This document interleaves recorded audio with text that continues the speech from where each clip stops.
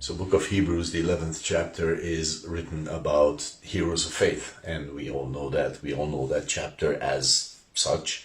And it's interesting, if you read it through, the question arises, why was this written? Okay, of course there's a reason, but like it's maybe not what you would what I would expect.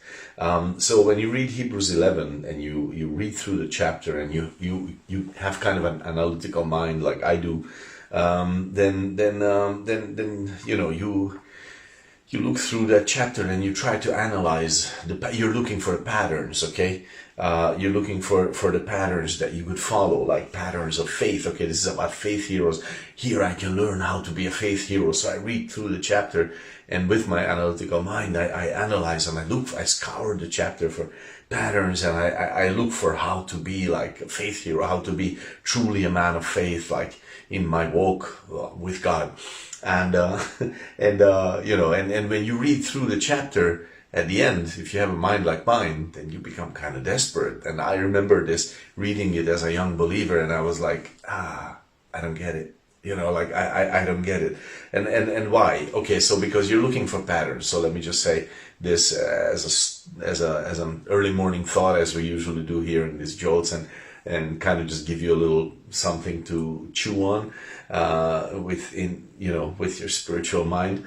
So the first and very obvious thing is that they're all heroes. You realize that soon, that they are people who were made heroes by their faith, and that's why we call them heroes of faith. But then you're basically lost, okay? Like the first thing that you notice is that in every case, their faith had been expressed in a very, very different way. In every case, you know, from Enoch, about whom we only know that he walked with God and then God raptured him.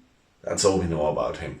All the way to Isaiah, who actually just wouldn't back down and would stick to his faith, all the way to the point where they sawn him asunder. They sewed him in two, you know, and so it's like very different ways of expressing their faith.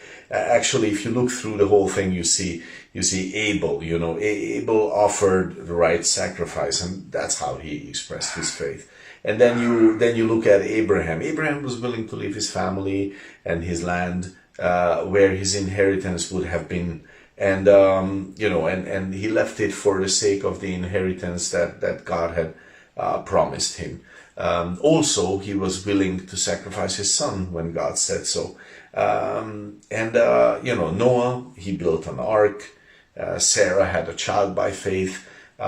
Jacob, he blessed his sons by faith. Joseph, by faith, gave commandment regarding the promised land and his, you know, hoping for God's promise to be fulfilled and hoping for the resurrection as well.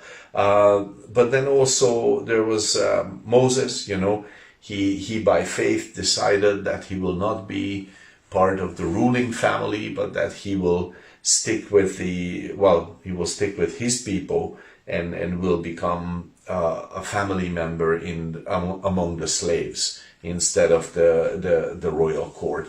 And so like every one of them was like so different, like on one end of and another, and everywhere on the spectrum. So if you're like me and you're looking for patterns and you're looking for rigid, clear steps to take in order for faith to be real in your life, you're going to be in trouble reading that chapter. Actually, you will not find what you're looking for, and actually not just in this chapter, but in the whole Bible you will not find it. Oh, well, better yet, actually, you're going to find it on every page, how to walk in faith, but it looks so different in every life that you basically have to give up.